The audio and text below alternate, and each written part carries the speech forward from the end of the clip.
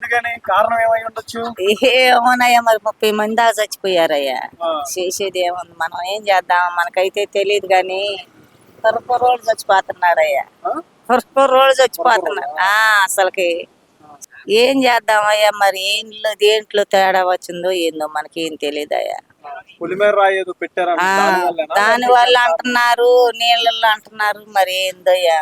ఆ, భారీ కలుషితమైన నీళ్లు ఆ, దాని వల్ల అని మరి చెప్తున్నారు కొంతమంది కొంతమంది. ఏమో అటు చెబుతున్నారు, కొంతమంది ఎటు చెబుతున్నారు, మందు దాగి చచ్చిపోతున్నారు అంటున్నారు.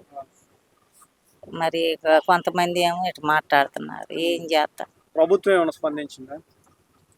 ఏమోనయ్యా పెద్ద. ప్రభుత్వం ఏం రాలేదా? వచ్చారు, అధికారులు? జనం బాగానే వచ్చారు. ఆ, చాలా మంది వచ్చారు, ఆ, అధికారులు, కలెక్టర్లు చాలా మంది వచ్చారయ్యా. ఉమ్. ఏం మేము పోను, ఎటు పోను నేను. చనిపోయే వాళ్ళకి ఎలాంటి లక్షణాలు కనపడుతున్నాయి? అంటే వాళ్ళకైనా జలుబు వస్తుందా, జ్వరం కానీ అలా? జ్వరం మీద వచ్చి చచ్చిపోతున్నారు అంటున్నారు. ఆ, జ్వరం వచ్చి అటు చచ్చిపోతున్నారు అంటున్నారు.